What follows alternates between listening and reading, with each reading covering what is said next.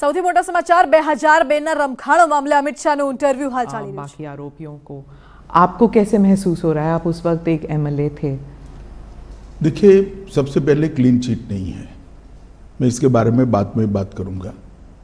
Supreme court ने पूरे आरोपों को खारिज किया है और आरोप क्यों घड़े गए इसके बारे में भी सुप्रीम कोर्ट ने कहा है। एक प्रकार से आप कह सकती हो कि सुप्रीम कोर्ट ने ये आरोप पॉलिटिकली मोटिवेटेड है, ये भी सिद्ध कर दिया है। सुप्रीम कोर्ट के जजमेंट ने सिद्ध किया है। जहां तक कैसा लगा का सवाल है, 18-19 साल की लड़ाई, देश का इतना बड़ा नेता एक शब्द बोले बगैर सभी दुखों को भगवान शंकर के विषपान की तरह गले में उतारकर सहन कर कर लड़ता रहा और आज जब अंत में सत्य सोने की तरह बार रहा है, चमकता हुआ बार रहा है, तो आनंद ही होगा। मैंने बहुत नजदीक से मोदी जी को इस दर्द को झेलते हुए देखा है, इस आरोपों को झेलते हुए देखा है और सब कुछ सत्य होने के बावजूद भी क्योंकि न्यायिक प्रक्रिया चालू है, हम कुछ नहीं बोलेंगे। इस स्टैंड को कोई बहुत मजबूत मन का आदमी ही ये स्टैंड ले सकता है। ये अभी जो इंटरव्यू हम कर रहे हैं वो मैं 2003 में भी गुजरात के गृह मंत्री के नाते कर सकता था, पार्टी के अध्यक्ष के नाते भी कहता, क्योंकि परिस्थिति में कोई बदलाव नहीं है, फैक्ट था। परंतु संपूर्ण न्यायिक प्रक्रिया जब तक समाप्त नहीं हुई तब तक मोदी जी ने इसको प्रभावित करने के लिए कुछ नहीं कहा, चुपचाप उसको सहन करते रहे। मैंने आपसे भी पूछा ये सवाल, मैंने मोदी जी से भी पूछा और आप दोनों यही कहते थे कि न्यायिक प्रक्रिया चालू है इसलिए मैं कुछ बोलूंगा नहीं। आपने भी यही कहा और मोदी जी ने भी यही कहा। 19 साल हो गए हैं, तो 19 साल में आप इधर उधर की बातें करते थे, पूरा आप डिटेल में नहीं जाते थे। अब आप क्या बता सकते हैं कि क्या हुआ उन दिनों में? सबसे पहले 19 साल के बाद सुप्रीम कोर्ट की खंडपीठ ने आज जो जजमेंट दिया है, उस जजमेंट से मोदी जी पर लगे हुए सारे गलत आरोप को खारिज कर दिया गया और ये भी कहा गया है कि कुछ लोगों ने उस आरोपों को पॉलिटिकली मोटिवेटेड तरीके से लगाया था, to keep the pot boiling कहा। हाँ, वेस्टेड इंटरेस्ट था। कौन थे वो आपके हिसाब से? नाम मैं बताता हूं बाद में। और तीसरा, इससे भारतीय जनता पार्टी की सरकार पर जो धब्बा लगा था वो भी धुला है और मोदी जी जैसे वैश्विक नेता पर जो गलत आरोप लगाए थे, मैं मानता हूं कि लोकतंत्र के अंदर मोदी जी ने संविधान का सम्मान कैसे हो सकता है, इसका एक आदर्श उदाहरण सभी राजनीति में काम करने वालों लोगों के सामने कराया। मोदी जी की भी पूछताछ हुई थी, किसी ने धरना प्रदर्शन नहीं करा था। देश भर से कार्यकर्ता आकर मोदी जी के समर्थन में सॉलिडारिटी के लिए खड़े नहीं हुए थे। हम कानून को कोऑपरेट किए थे, मेरी भी अरेस्ट हुई थी, कोई धरना प्रदर्शन नहीं करे थे। और जब सत्य इतनी लंबी लड़ाई के बाद बाहर आता है विजयी होकर, तो सोने से भी ज्यादा उसकी चमक होती है। और मुझे बहुत अच्छा लग रहा है कि आज जिन लोगों ने भी मोदी जी पर आरोप लगाए थे, अगर उनकी अंतरात्मा है तो उन्होंने मोदी जी की और भारतीय जनता पार्टी की क्षमा मांगनी चाहिए। सिर्फ आरोप लगे थे क्या? दंगे हुए तो थे ना? आरोप क्या था? दंगे मोटिवेटेड थे, दंगों में राज्य सरकार का हाथ था, दंगों में मुख्यमंत्री का हाथ था, यहां तक भी कह गए। आरोप यह था, दंगे से कौन इनकार कर रहा है? देश में दंगे कई जगह पे हुए हैं। तो क्या उन दिनों में आप भी थे वहां पर? तो उन दिनों में क्या पुलिस जो है, जो कहते हैं कि पुलिस कुछ कर नहीं पाई, जो कुछ ऑफिशियल्स थे वो they were not able to do much, और बहुत से लोग कहते हैं कि वहाँ पॉलिटिकल जो व्यू था, इस वजह से ना तो पॉलिटिकल ना तो ब्यूरोक्रेसी ना ही पुलिस इतना कर पाई रोकने के लिए, दंगे रोकने के लिए। देखिए, भारतीय जनता पार्टी की विरोधी राजनीतिक पार्टियां, कुछ आइडियोलॉजी के लिए राजनीति में आए हुए पत्रकार और कुछ एनजीओ ने मिलकर, ये त्रिकूट ने मिलकर ये आरोपों को इतना प्रचारित किया और इसका इकोसिस्टम भी इतना मजबूत था कि धीरे धीरे झूठ को ही सब सत्य मानने लगे। पर उस वक्त तो आपकी सरकार दिल्ली में भी थी और आपकी सरकार गुजरात में भी थी, तो फिर मीडिया को या फिर उन लोगों का नेटवर्क इतना स्ट्रांग कैसे था? हमारी सरकार का कभी भी मीडिया के काम में इंटरफेरेंस का दखल ही मतलब हमारा एटीट्यूड ही नहीं है, ना उस वक्त करा था ना आज कर रहे हैं। परंतु उस वक्त जो इकोसिस्टम बनी थी, वो इकोसिस्टम ने एक झूठ के पुलिंदे को इतना हवा बनाकर जनता के सामने खड़ा कर दिया कि इसकी इन्फ्लुएंस में सभी लोग थे, शायद कोर्टें भी होगी। अगर सत्य था तो फिर एसआईटी की क्या जरूरत थी? एसआईटी में आज मैं आपको सत्य बताता हूं, एसआईटी का ऑर्डर कोर्ट का नहीं था। एक एनजीओ ने एसआईटी की मांग करी, कोर्ट ने फॉर सेक ऑफ आस्किंग हमारे लॉयर को पूछा, हमारे लॉयर ने कहा मुझे इंस्ट्रक्शन लेने पड़ेंगे। लंच आवर के बाद फिर से कोर्ट बैठी, हमारी सरकार ने कह दिया कि हमें कुछ छुपाना ही नहीं, तो एसआईटी बने, हमें क्या आपत्ति है। It was consented decision, Gujarat सरकार की रिकॉर्ड पर कंसेंट है। कोर्ट ने अपने जजमेंट में भी लिखा है कि एनजीओ की मांग थी, गुजरात सरकार ने कंसेंट दी है। हम बहस कर सकते थे, मगर क्यों करें, क्योंकि हमें कुछ छिपाना ही नहीं था। आज जब जजमेंट आया है तब तय हो गया है कि जजमेंट में लिखा हुआ नाम मैं बोलता हूं, एक पुलिस अफसर का नाम दिया है, एक एनजीओ का नाम दिया है और कुछ पॉलिटिकल एलिमेंट्स का नाम दिया है।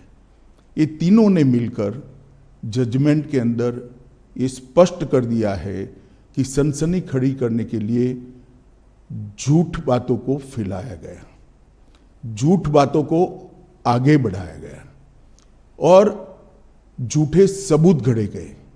एसआईटी को जो जब जवाब लिखवा रहे थे तब भी उनको मालूम था कि ये झूठा जवाब है, जिसको एसआईटी ने भी बाद में कोर्ट के सामने रखा कि ये झूठे जवाब थे और वो जानते थे कि झूठे। आज कोर्ट ने स्पष्ट कर दिया कि सरकार ने दंगा रोकने के लिए भरसक प्रयास किए।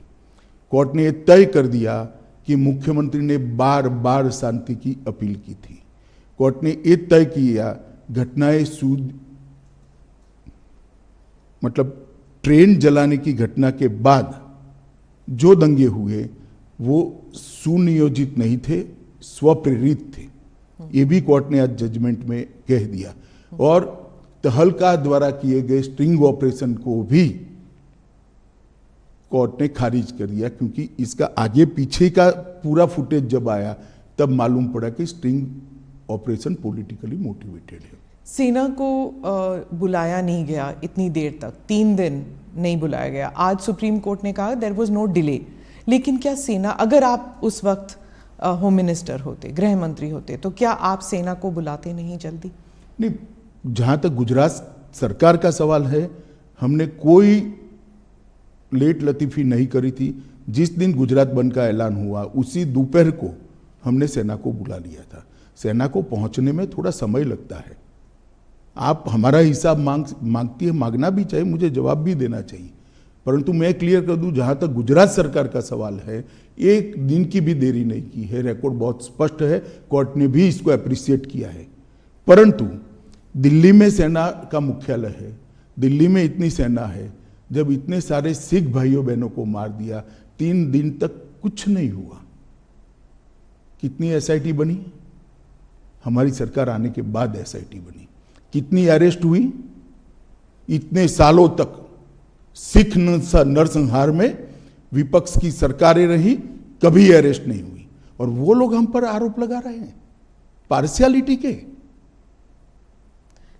आप और मोदी जी दोनों कहते हैं कि इट वाज अ टैक्टिक या फिर कह दीजिए कंस्पिरेसी कि गुजरात को एक बुरा नाम देने के लिए कि ये एक दंगाई प्रदेश है और बीजेपी जो है एक दंगाई पार्टी है, और गुजरात 2002 के बाद वो टैग लग गया। क्या आप मानते? मैं और मोदी जी नहीं कहते, भारतीय जनता पार्टी नहीं कहते कि हम पर टैग लगाने का झूठा प्रयास किया। अब सुप्रीम कोर्ट भी कहती है कि झूठा टैग लगाने का प्रयास किया। आप लोकतंत्र में संविधान को भी नहीं मानेंगे, सुप्रीम कोर्ट को भी नहीं मांगेंगे। पॉलिटिकल स्टेटमेंट सच्चे या सुप्रीम कोर्ट का सब एविडेंस एप्रिशिएट कर कर लिया गया फैसला सच्चा, ये देश की जनता ने तय करना पड़ेगा, आप जैसे पत्रकारों ने भी तय करना पड़ेगा। और अगर ये मत बनता है कि सुप्रीम कोर्ट का एप्रिशिएट हुआ एविडेंस एप्रिशिएट करने के बाद दिया गया फैसला सच्चा है, तो अब क्वेश्चन उठाने चाहिए। पत्रकारों की जिम्मेदारी है, जिन्होंने आरोप लगाए थे उनके ऊपर पूछना चाहिए उनको कि क्या आधार था ये आरोप का, और आधार था तो क्यों नहीं गए सुप्रीम कोर्ट में। आपने एनजीओज का जिक्र किया, कौन से एनजीओज हैं, क्या किया उन्होंने? देखिए, मैंने बहुत हरीडली जजमेंट को पढ़ा है, मगर इसमें तीस्ता सेटलवाड का नाम बहुत स्पष्ट दिया है। तीस्ता सेटलवाड की एनजीओ थी, नाम तो मुझे मालूम नहीं है उनका। उन्होंने हर थाने में इस प्रकार की भारतीय जनता पार्टी के कार्यकर्ताओं को इन्वॉल्व करने वाली एप्लीकेशनें दे दी थी, और मीडिया का दबाव इतना था कि सभी एप्लीकेशनों को सच मानकर ट्रीट किया गया। मीडिया और एनजीओज का एक नेक्सस था, आप कह रहे हैं इन दोनों ने मिलकर 20 साल तक चलाया ये पूरा? ना 20 साल नहीं चला, 2002 अब 2022। स्मिता बहन, सबसे बड़ी बात तो जनादेश होता है और जनता सब देखती है। 130 करोड़ लोगों के 260 करोड़ आंख होती है, 260 करोड़ कान होते हैं, सब देखती है, सब सुनती है। हम कभी चुनाव नहीं हारे। जनमानस ने, जनता ने कभी भी ये आरोप को स्वीकारा नहीं। मीडिया, एनजीओ और हमारी विरोधी पॉलिटिकल पार्टी आरोपों को चलाते गई। एक चला दिया कि सीडी के बारे में, सीडी लेकर राहुल शर्मा चले गए, वहां पर नोटिंग है, नोटिंग साइड पर रोज काम है, उसने अपने रिकॉर्ड में रखा है, कोई कानून को नहीं तोड़ा है, और सुप्रीम कोर्ट ने भी इसको स्वीकृत किया है। बहुत से लोगों का मानना है कि एसआईटी इन्फ्लुएंस हुई थी, बीजेपी का दबाव था एसआईटी के ऊपर। हालांकि सुप्रीम कोर्ट ने तो कुछ और ही कहा है अभी, लेकिन इतने साल तक जब इन्वेस्टिगेशंस चल रहे थे तो उस टाइम सालों साल डिले करते गए। तो इस देखिए, एसआईटी की रचना हमने नहीं करी थी, देश की सर्वोच्च अदालत ने करी थी। अफसर का चयन भी हमने नहीं करा था, देश की सर्वोच्च अदालत ने एनजीओ को सुनने के बाद करा था। और जो अफसर रखे गए थे वो भारतीय जनता पार्टी के रूल स्टेट से नहीं लिए गए थे, सेंट्रल गवर्नमेंट के लिए गए थे, और तब तक सेंट्रल गवर्नमेंट बदल चुकी थी, यूपीए की आ चुकी थी।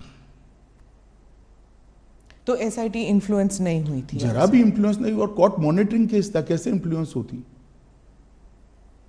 इतने महंगे महंगे लॉयर एनजीओ की ओर से अपीयर होते थे।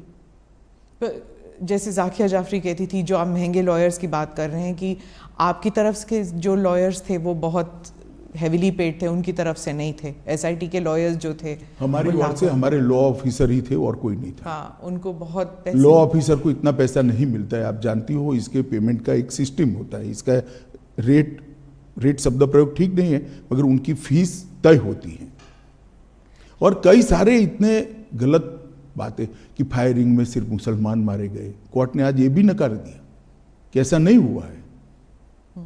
फायरिंग में मुसलमान नहीं मारे गए, लेकिन दंगों में तो मुसलमान मारे गए ना। देखिए स्मिता जी, एक बात आप समझ कर चलिए, जिस तरह से 60 लोगों को जिंदा जला दिया था, उसका समाज में आक्रोश था, और जब तक दंगे नहीं हुए तब तक किसी ने इसका क्रिटिसिज्म भी नहीं किया, accept Bharatiya Janata party. Congress party का एक भी स्टेटमेंट, पार्लियामेंट चल रही थी उस दिन, किसी ने दुख भी व्यक्त नहीं किया कि 60 लोगों को जिंदा जलाने की घटना का आप भर्त्सना भी नहीं करोगे, निंदा भी नहीं करोगे? इतनी बड़ी वोट बैंक पॉलिटिक्स होगी। आज सुप्रीम कोर्ट ने यह भी कह दिया कि जाखिया जाफरी किसी और के निर्देशन पर काम करती थी। कई सारे विक्टिम्स का एफिडेविट एनजीओ ने साइन कर दिए, विक्टिम को मालूम ही नहीं है। आपके हिसाब से किसने किया, क्यों किया जाकिया जाफरी के? सब जानते हैं ना कि तीस्ता सेतलवाड जी की एनजीओ ये सब कर रही थी, केवल और केवल।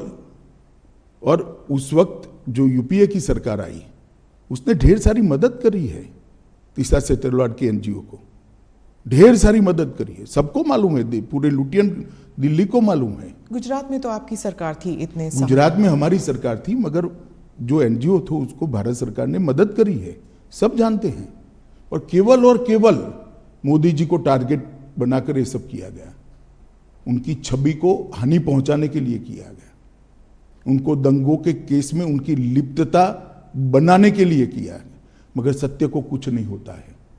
ये लंबी लड़ाई मोदी जी ने बहुत धैर्यपूर्वक सारी वेदनाओं को, वो विष को हजम करते हुए लड़े, और आज चमकते सूर्य की तरह सत्य बाहर आया है, मोदी जी जीत कर बाहर आए हैं। भारतीय जनता पार्टी के दंगों का कोई आरोप नहीं रहता। और मैं पूछना चाहता हूं, जो हम पर लगाते हैं, उनके शासन जहां जहां रहे हैं वहां दंगे नहीं हुए हैं क्या? उत्तर प्रदेश का वो इतिहास उठाकर देख लीजिए।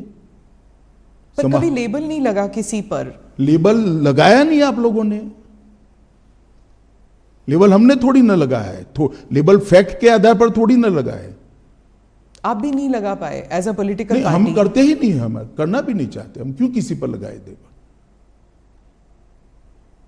दंगों का पॉलिटिकल उपयोग करना ही नहीं चाहिए।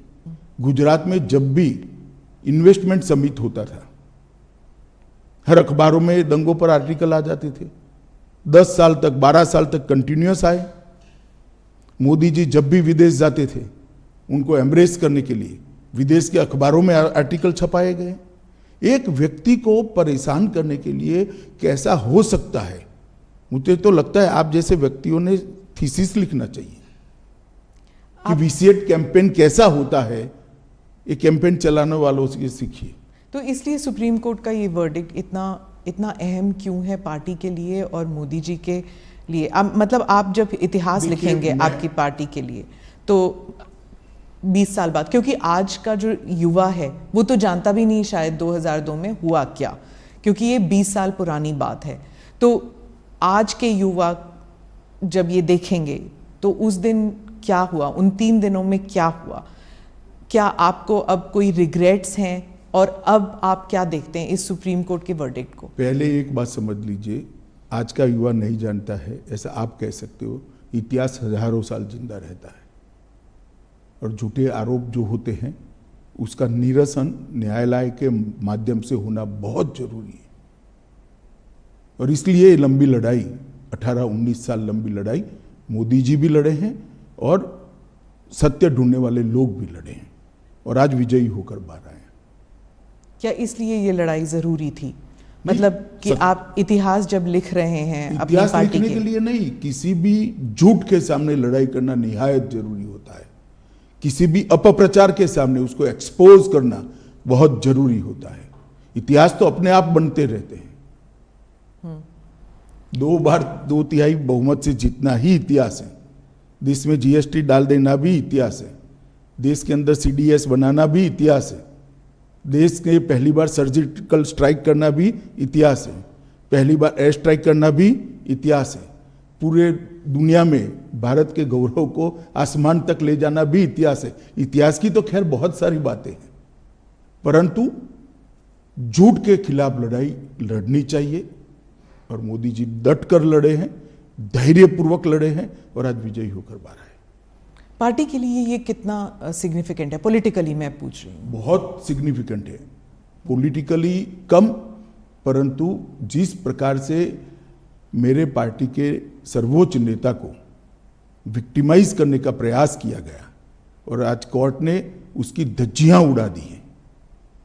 मैं मानता हूं ये जजमेंट भारतीय जनता पार्टी के हर कार्यकर्ता के लिए, न केवल मोदी जी के लिए, हर कार्यकर्ता के लिए।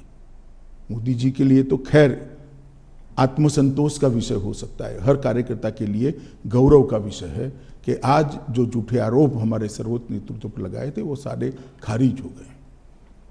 सर, गुजरात लेबोरेटरी ये एक टर्म बन गया था कि जो गुजरात में जो एक्सपेरिमेंट किया गया, यानी कि बिना मुसलमानों के सरकार हम बना सकते हैं, बिना मुसलमानों के वोट के हम सरकार बना सकते हैं, और अगर मुसलमान ज़रा सा इधर या उधर हो जाए, लाइन पे ना चले, तो दंगे करा सकते हैं। ये एक गुजरात एक्सपेरिमेंट और गुजरात लेबोरेटरी करके जो अपोजिशन पार्टीज कहते हैं कि बीजेपी जो है ये इसको एक पॉलिटिकल साइंस बना दिया है उन्होंने, और वो हर राज्य में इस्तेमाल करती है। देखिए, अब जैसा जिस कलर के ग्लास का चश्मा पहनेगी ऐसा दिखाई पड़ेगा। पीले पहनेगी तो पीला दिखाई पड़ेगा, काले पहनेगी तो काला दिखाई पड़ेगा। ये देखने का नजरिया है। गुजरात मॉडल जरूर बना है।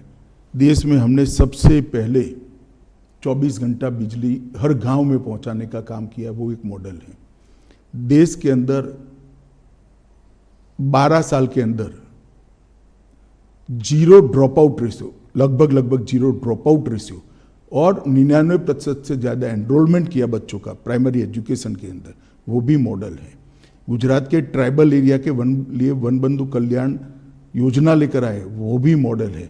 10% ग्रोथ रेट के साथ 12 साल तक एग्रीकल्चर ग्रोथ रेट हमने अचीव किया है, वो भी एक मॉडल है। ढेर सारे मॉडल है, हाईवेज से लेकर ग्रामीण विकास से लेकर अर्बन डेवलपमेंट तक। हमारे अर्बन डेवलपमेंट के एक्ट भी मॉडल है। जहाँ तक दंगों का सवाल आप कर रही है, आप एक बात समझ लीजिए, आप इतनी वरिष्ठ पत्रकार है स्मिता बहन, आप कांग्रेस के शासन के जो आपको ठीक लगे वो 5 साल, और भारतीय जनता पार्टी के शासन से जो आपको ठीक लगे वो 5 साल ले लो। कितने घंटे कर्फ्यू रहा, कितने लोग मारे गए, कितने दंगे हुए, और दंगे का ड्यूरेशन क्या था। कंपैरिजन कर लीजिए तो मालूम पड़ जाएगा कि दंगे किसके शासन में ज्यादा हुए। और दूसरी बात, ये दंगा होने का मूल कारण गोधरा की ट्रेन को जला देना था। 60 लोगों को, 16 दिन की बच्ची को मां की गोद में बैठे हुए जिंदा जलते हुए मैंने देखा है। मेरे हाथ से अग्नि संस्कार किया है मैंने गोता गांव में। इसके कारण दंगे हुए थे, और आगे जो दंगे हुए हैं वो पॉलिटिकली मोटिवेटेड थे। रिजर्वेशन का आंदोलन हुआ, दंगों में कन्वर्ट कर दिया गया। जब वो गोधरा से बॉडीज लेके गए थे अंतिम संस्कार के लिए, तब आपको लगा था कि ये there will be a blowback, मतलब कि कोई प्रतिक्रिया होगी? देखिए, उस वक्त किसी को सोचने की सुध बुध ही नहीं थी, इसलिए क्योंकि सबसे बड़ा प्रश्न ये था कि जो 59 लोग मारे गए हैं, इनके परिवार को उनका अंतिम संस्कार भी न करने देना। और कोई प्रोफेशनल इनपुट ऐसा नहीं था कि भाई इतनी बड़ी मात्रा में रिएक्शन आ जाएंगे।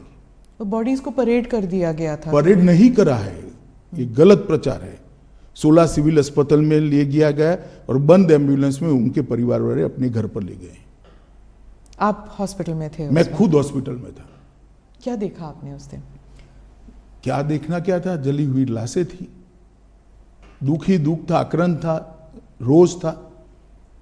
आप एमएलए थे, लेकिन आपकी कॉन्स्टिट्यूएंसी में ज़्यादा दंगे हुए नहीं कंपेयर टू बाकी जगहों में। अगर आप उस वक्त इंचार्ज होते, अगर आप होम मिनिस्टर होते, तो आप क्या करते अलग उस वक्त? देखिए, जो भी लोग थे उन्होंने अच्छा काम किया था, मगर घटना के कारण रोष इतने व्यापक मात्रा में था जिसकी भनक किसी को नहीं लगी थी, किसी को नहीं लगी थी, ना पुलिस को लगी थी ना किसी को लगी थी, और बाद में किसी के हाथ में ही नहीं रहा। सर, और देखिए, इस बात पर अनेक अदालतों में, एक सुप्रीम कोर्ट के रिटायर्ड जज के कमीशन में सब जगह बहस हो चुकी है। ये मोदी जी को कोई पहली क्लीन चिट नहीं है, नानावटी कमीशन ने भी क्लीन चिट दी है, फिर भी एसआईटी बनाई गई। और मोदी जी एसआईटी के सामने कोई नाटक करते हुए नहीं गए थे कि भी मेरे समर्थन में आ जाओ, गांव गांव से आओ, नहीं आते तो फिर एमएलए को बुला लो, एमपी को बुला लो, एक्स एमपी को बुला लो और धरना करो। पर क्यों नहीं गई बीजेपी, क्यों नहीं गई अब सपोर्ट? हम मानते थे कि हमने न्याय में सहयोग करना चाहिए, न्यायिक प्रक्रिया में सहयोग करना चाहिए। सुप्रीम कोर्ट का ऑर्डर है, एक एसआईटी काम कर रही है। एसआईटी अगर चाहती है मुख्यमंत्री जी को कुछ सवाल पूछना, तो मुख्यमंत्री स्वयं कहते हैं कि मैं कोऑपरेट करने के लिए तैयार हूं। किस चीज का आंदोलन करना है? आंदोलन किस चीज का करना है? ये न्यायिक प्रक्रिया है। हमारे यहाँ कोई भी व्यक्ति न्याय की परिधि से बाहर नहीं है। नहीं, दैट आई एग्री, लेकिन आप खुद कह रहे हैं कि विक्टिमाइजेशन हो रही थी। मतलब आपको आपके खिलाफ जो चल रहा था उस टाइम मीडिया ट्रायल या एनजीओ, उसके खिलाफ आंदोलन, क्या वो जस्टिफाइड नहीं था? देखिए, ट्रायल के खिलाफ, कोई भी न्यायिक प्रक्रिया के खिलाफ आंदोलन जस्टिफाइड नहीं होता है, क्योंकि हमारा व्यू था वो व्यू सही तभी माना जाएगा जब न्याय की अदालत उस पर थप्पा मारी। मुझे जेल में डाल दिया तो मैं तो कहता ही था मैं निर्दोष था, परंतु जब न्याय की अदालत ने कहा कि मुझ पर गलत केस किया गया, मुझे फंसाने के लिए पॉलिटिकली मोटिवेटेड साजिश थी सीबीआई की, तब इस पर थप्पा लगता है। मेरे कहने से कुछ नहीं होता। उस वक्त लगा आपको कि पार्टी आपके साथ नहीं है? जरा भी नहीं लगा, पार्टी मेरे साथ ही थी। और आपको उस वक्त लगा कि ये पॉलिटिकल वेंडेटा है कि आपको जेल में डाल दिया? मैं तो भाग्य मानता हूं। क्यों? मैं भाग्य में मानता हूं, और मेरा तो जिन्होंने भी किया भला ही किया है। तो ये आप समझते हैं कि आपकी भलाई में हुआ? कैसे? नहीं, जो हुआ भले के लिए हुआ, बाद में परिणाम अच्छे आए। आपको क्या लगा उस वक्त जब आप जेल में थे? तो कुछ नहीं लगता था, मैं लड़ाई लड़ने का निर्णय आपको किया पता था कि आप बाहर निर्दोष निकल सुधा जी, आज के इंटरव्यू का विषय मेरा केस नहीं है। आज के इंटरव्यू का विषय एक इतने बड़े पोटेंशियल लीडर पर, एक राज्य के मुख्यमंत्री पर। आप दोनों साथ थे सर, इसलिए मैं पूछ रही हूँ। 20 साल से आप दोनों एक साथ हैं, गुजरात से लेकर यहाँ तक, दिल्ली तक आना। आप हजारों दोनों लोग का मोदी जी के साथ है, 25-25 साल से, 40-40 साल से। इस केस में नहीं, खास केस में नहीं, भारतीय जनता पार्टी के कार्यकर्ता है नाते। पर ये राइट्स को लेकर जब भी किसी को सोचा जाता है, किसी के बारे में सोचा जाता है, आप दोनों के बारे में, हालांकि आप उस वक्त सिर्फ एक एमएलए थे, लेकिन इस लड़ाई में आप उनके साथ थे हमेशा। नहीं तो लड़ाई मुझे लड़नी है, क्योंकि ये सत्य की लड़ाई है। मेरी पार्टी पर आरोप लगे, मेरे नेता पर आरोप लगे, मैं क्यों नहीं लड़ूंगा? पर ऑपोजिशन हमेशा कहती है कि दंगे आप करने देते हैं, जब तक लोग डेथ टोल नहीं हो जाता तब तक आप दंगे करने देते, क्योंकि इससे पॉलिटिकल फायदा होता है, पोलराइजेशन। बहन, आप भी वही कर रही हो जो 2003 में मीडिया ने किया था। आपके पास इतनी बड़ी टीम है, भारतीय राज्यों में सरकार रही नहीं है। जहां हमारी सरकार है वहां पहले कांग्रेस की, बसपा की भी थी, और कम्युनिस्टों की भी है। ठीक है, भारतीय जनता पार्टी का शासन का कालखंड और एवरेज दंगे और एवरेज हताहत होने वाले लोग और उनके कालखंड का आप निकाल दीजिए। आप मैथमेटिकल फॉर्मूला निकाल रहे हैं। मैथमेटिकल फॉर्मूला नहीं कह रहा, अगर हम स्पॉन्सर करते हैं तो दंगे ज्यादा होने चाहिए। दिखता नहीं है ना, वही तो वो कह रहे हैं कि आप जब स्पॉन्सर करते देखना तो नहीं दिखता चाहते, आप देखना नहीं चाहते कि भाजपा के शासन में दंगे कम होते हैं। दंगे जब होते हैं, वो कह रहे हैं, ऑपोजिशन कहती है दंगों से फायदा होता है बीजेपी को, पोलराइजेशन से पॉलिटिकल फायदा होता है, इलेक्टोरल फायदा होता है। तो फिर हम ज्यादा कराते हैं, दंगे तो कम हो रहे हैं। मैं गुजरात पे वापस आती हूँ, क्योंकि आप गुजरात स्पेसिफिक इंटरव्यू आपने कहा कि आप और किसी चीज़ पर बात नहीं करना चाहते, सिर्फ गुजरात पर बात करना चाहते हैं। आप मुझे बताइए कि अब आप 20 साल अगर आपको रिवर्स पे देखना पड़े तो क्या मोदी जी कर सकते थे जो उन्होंने नहीं किया? ऐसा है, सब कुछ किया है। मैं तो बहुत नजदीक से देख रहा था। इतने डिटेल में शायद ही किसी मुख्यमंत्री ने काम किया था। एक थाने की स्ट्रेंथ 100 पुलिस की होती है, 150 पुलिस की होती है। एडिशनल फोर्स लो लो तो 400 पुलिस की होगी, और 2 लाख लोगों का जमघट है। क्या कर सकते हैं आप? इसको कंट्रोल करते करते समय लगता है। टीयर गैस, लाठीचार्ज, ये सब हुआ है, फायरिंग हुआ है। 900 लोग फायरिंग में मारे गए। तीसरे दिन नहीं, दूसरे दिन भी हुआ है, पहले दिन तो सवाल ही नहीं था, घटना थी। दूसरे दिन भी फायरिंग हुआ है, तीसरे दिन भी हुआ है। परंतु सरकार को भी व्यवस्थाएं करने में और जो स्केल बन गया उस स्केल को पहुंचने में थोड़ा समय लगता है। और मैं आपको बताना चाहता हूं कि मुझे पूरा मालूम है, इस वक्त गिल साहब भी हमारे यहाँ आए थे हमारी मदद में, मोदी जी की सरकार की मदद में। गिल साहब भी आए थे।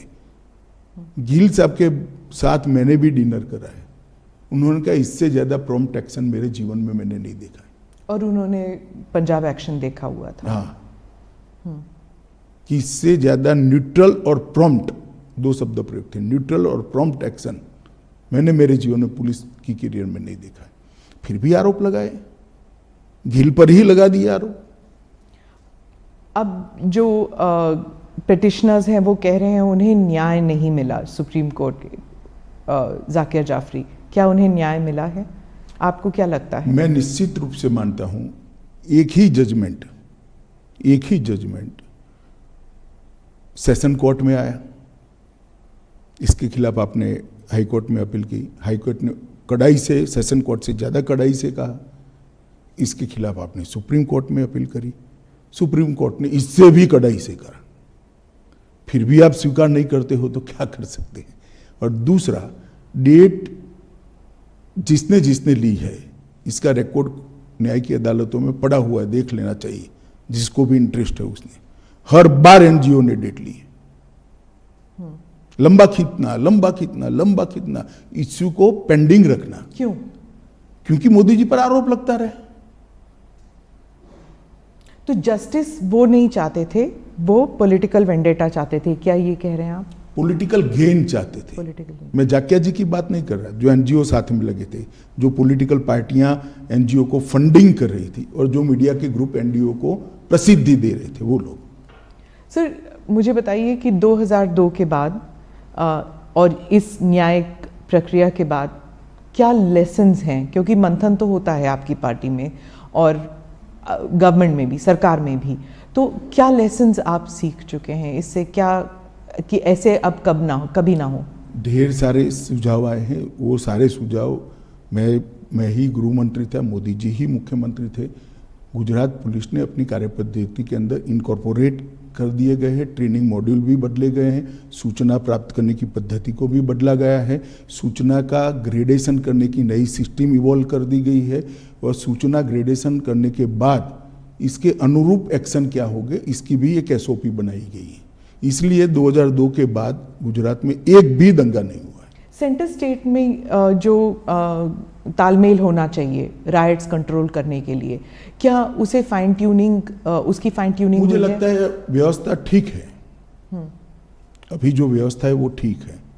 क्योंकि अभी जो हमने देखे थे, जो अग्निपथ जो स्कीम है उसके कारण जो दंगे हुए थे, हाँ वायलेंस में लोग मरे नहीं लेकिन काफी देर तक इनएक्शन था, तो इसमें फिर वो स्टेट्स की बात हो जाती है। ऐसा है कि लॉ एंड ऑर्डर कंट्रोल करना स्टेट की जिम्मेदारी है। भारत सरकार सहयोग कर सकती है, स्टेट की डिमांड पर सहयोग कर सकती है, और जब स्टेट को लगता है कि हमारी स्टेट की मशीनरी कम पड़ रही है या तो हमें ज़्यादा मैन पावर चाहिए जो स्टेट के पास उपलब्ध नहीं है, तो रिजर्व फोर्स में से भारत सरकार की मैन पावर जाता है। ये व्यवस्था बहुत परफेक्ट है और हर स्टेट में कमोबेश भारत सरकार के सीएपीएफ्स के बटालियन लगे हुए हैं, तो कहीं और से नहीं लाना है। मानो बिहार है तो एसएसबी हमारी तुरंत घंटों में पहुंच सकती है। पर उसमें भी कहा जाता है कि पॉलिटिकली हो जाता है मोटिवेट, जैसे ममता जी कहती हैं कि जो सेंट्रल फोर्सेस हैं वो पॉलिटिकल आदेश पर काम करते हैं। स्मिताबेन, ममता जी को ना आप समझा सकते हो ना मैं समझा सकता हूँ, छोड़िए, इसके आधार पर एडमिनिस्ट्रेशन कैसे तय होगा। पॉलिटिकल बातें करने के लिए हर एक को इस देश में स्वतंत्रता है। जी, आपका कोई आज जब ये रूलिंग आई तो आप, एक बार और पूछूंगी मैं कि आपको कैसे महसूस हो रहा है आज के दिन? मुझे बहुत अच्छा महसूस होता है। मोदी जी को बहुत सारे बदनामी झेलते हुए मैंने देखा है मोदी जी पे बहुत सारे झूठ और झूठे आरोप मढ़ते हुए, निर्लज्जता से मढ़ते हुए मैंने देखा है। इसके बावजूद भी संवैधानिक प्रक्रिया है, कानूनी प्रक्रिया, इसके ऊपर कुछ नहीं करना है, ये बोल्ड स्टैंड लेते हुए मैंने देखा है और 18 साल धैर्य रखते हुए देखा है और 18 साल के बाद आज विजयी होते हुए भी मैंने देखा है। मुझे तो बड़ा संतोष है कि सार्वजनिक जीवन में नरेंद्र मोदी ने एक ऐसा एग्जाम्पल सेट किया है कि आरोप कितना भी झूठा हो, आप उसको न्याय की अदालत ही तय कर सकती है, सच है या झूठ है, तब तक धैर्य रखना चाहिए। सुप्रीम कोर्ट में ऑब्जर्वेशन ये भी था कि उस वक्त की सरकार ने दंगा रोकने का प्रयास नहीं किया और ये भी कि कुछ विटनेसेस जो हैं वो ऐसे जवाब दे रहे थे जैसे कि डिक्टेशन दे रहे हैं उन्हें। दोनों चीज़ें ऑब्जर्व किया गया। देखिए, उस वक्त सुप्रीम कोर्ट ने जो ऑब्जर्वेशन किया था वो एनजीओ के एफिडेविट के आधार पर किया था। इसकी जांच के लिए एसआईटी बनाई थी, एसआईटी ने अपनी रिपोर्ट दे दी और आज जो जजमेंट आया है उसमें सुप्रीम कोर्ट ने कहा है राज्य सरकार ने दंगा रोकने के लिए भरसक कोशिश की, राज्य सरकार ने उचित समय पर उचित कार्यवाही कर कम नुकसान में दंगों को समाप्त किया और राज्य सरकार ने सुप्रीम कोर्ट द्वारा दी गई विटनेस प्रोटेक्शन की स्कीम को पूरा का पूरा फुल स्टॉप कॉमा में पूरा किया है। तो इसीलिए कहा जाएगा कि सुप्रीम कोर्ट को भी इन्फ्लुएंस किया है। सवाल ही नहीं है सुप्रीम कोर्ट को इन्फ्लुएंस करने का। आप आरोप लगाने के लिए तो कोई भी कुछ भी लगा सकता है, परंतु आप जजमेंट पढ़ेगी, मेरे हिसाब से 300 से ज्यादा पेज का जजमेंट है और हर आरोप को सुप्रीम कोर्ट ने गोलमोल नहीं किया है, डील किया है। किस आधार पर ये करा है? सामने से श्री कपिल सिब्बल ने बहुत सारे आर्ग्यूमेंट्स किए हैं, ऐसा नहीं है। ये इतने सालों से लड़ा जाने वाला केस है, सुप्रीम कोर्ट में 7 साल तक केस चला है और हर बार पूरे पूरे दिन सुनवाइयां हुई है। ये तीनों बातों को सुप्रीम कोर्ट ने स्पष्ट किया है कि राज्य सरकार ने भरसक कोशिश की, उचित समय पर उचित निर्णय लेकर इसको कम नुकसान में दंगों को समाप्त करा और जो विटनेस प्रोटेक्शन स्कीम राज्य सरकार ने सुप्रीम कोर्ट के सामने रखी थी, सुप्रीम कोर्ट ने थोड़े बहुत अमेंडमेंट कर अप्रूव करी थी, इसको फुल स्टॉप कॉमा में स्पिरिट के साथ लागू किया है। और मोदी जी के लिए भी कहा कि मोदी जी ने बार बार दंगा रोकने के लिए मीटिंगें भी करी, अपीलें भी करी, सार्वजनिक अपीलें भी करी और स्थान पर भी गए। ये सभी चीज़ों को आज सुप्रीम कोर्ट ने नोट किया है। तो मैं मानता हूं कि एक भी आरोप जो एनजीओ ने लगा था वो टीका नहीं है। मोदी जी बिल्कुल कोई आरोप के बगैर पूरी बात से आज सुप्रीम कोर्ट के जजमेंट से बाहर आए हैं और आज सत्य का विजय हुआ है। मीडिया और एनजीओज इन दोनों के ऊपर सुप्रीम कोर्ट ने भी कहा है, आप एक बार अगर आप कहें कि आप what do you think should be the role, और क्या रोल मीडिया ने नेगेटिव पॉजिटिव, एनजीओज ने नेगेटिव पॉजिटिव क्या किया? नहीं, त्रिकूट है, सिर्फ मीडिया और एनजीओ नहीं है। पॉलिटिकल पार्टियां भी जो एनजीओ को नर्स करती है वो भी है, आप इसको मत छोड़िए। तो आप व्हाट डू यू थिंक कि क्या इससे कोई लर्निंग लेसन्स मिलेंगे? मैं तो मानता हूं ये देखकर सबने आत्मचिंतन करना चाहिए। धन्यवाद मेरे से बात करने। Thank you. Thank you.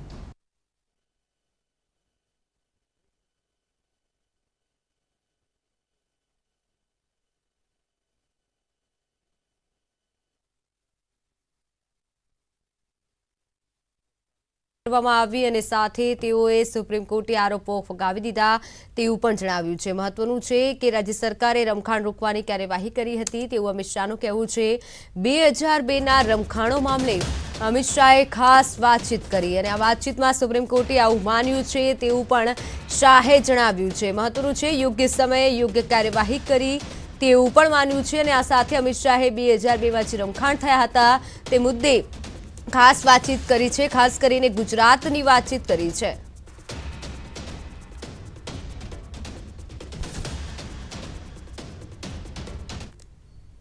તો સમાચારમાં સમય થયો છે વિરામનો। આપ જોતા રહો ન્યૂઝ 18 ગુજરાતી।